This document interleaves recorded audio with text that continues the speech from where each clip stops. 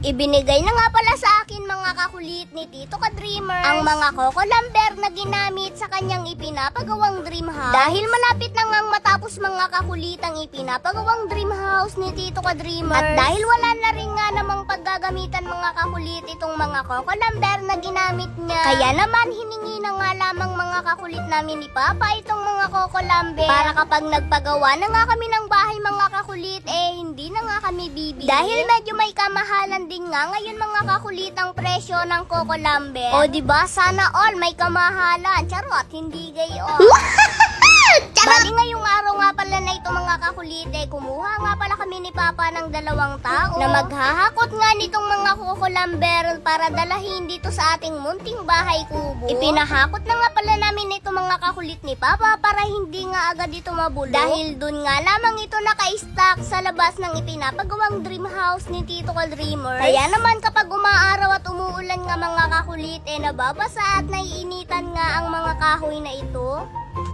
So ayan mga kakulit, so bali ngayon dahil tapos na nga gamitin ni Tito Ka-Dreamers itong mga Coco Lumber na ginamit dito sa kanyang ipinapagawang dream house. Kaya naman ngayon hiningi naman namin dito ni Papa at binigay naman sa amin ni Tito Ka-Dreamers. Dahil nga mga kakulit, kapag nagpagawa nga kami ng sarili naming bahay, para nga makatipid kami dahil hindi na nga kami bibili ng mga Coco Lumber na gagamitin. Siyempre mga kakulit, at napakamamahal din nga ng mga Coco Lumber ngayon. Dahil sa pagkakaalam ko nga mga kakulit, halos lahat nga itong mga Coco Lumber na ginamit dito sa dream house ni Tito Ka-Dreamers, parang ang alam ko nga halos umabot nga siya ng kalahating milyon. O diba, ang laki. Kaya naman ngayon mga kakulit, parang nga hindi na nga kami bumili ni Papa ng mga Coco Lumber kapag kami nga nagpagawa ng bahay. Hiningi na nga lamang namin ito kay Tito Ka-Dreamers.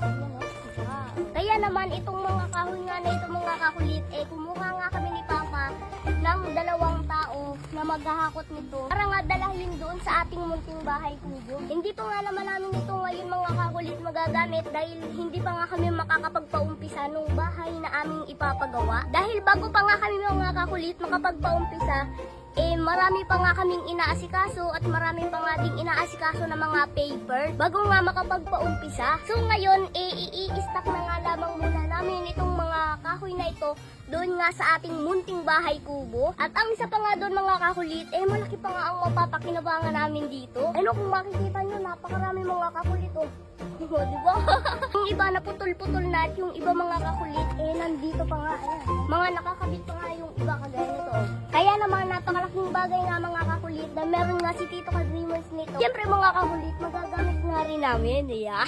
So ayan mga kakulit, so bali ito na nga pala lahat ng nahakot nila dito sa ating munting bahay kubo. So dami-dami na nga rin ito mga kakulit at yung iba nga natanggalan na nga ng pako. So bali para hindi nga agad mga kakulit mabulok yung kahoy, pinalagyan nga namin siya ng kalang para nga mga kakulit hindi siya nakalapat sa lupa. Tapos kapag natapos naman mga kakulit, nahakutin dito, tatakluban namin para hindi nga siya mabasa ng ulan. Tapos ayun mga kakulit, dito nga tayo magpapagawa ng pangarap namin dream house. So yun lang mga kakulit, bye-bye! 310 spin. Okay, spin ulit. 100. Uy, ang laki nun. 7-2. 450. 100 ulit. 200. Uy, 1,000. Yee. 8-7. Isa pa, 3,000. 400. Yan ang napanalunan ko ngayon. Diba?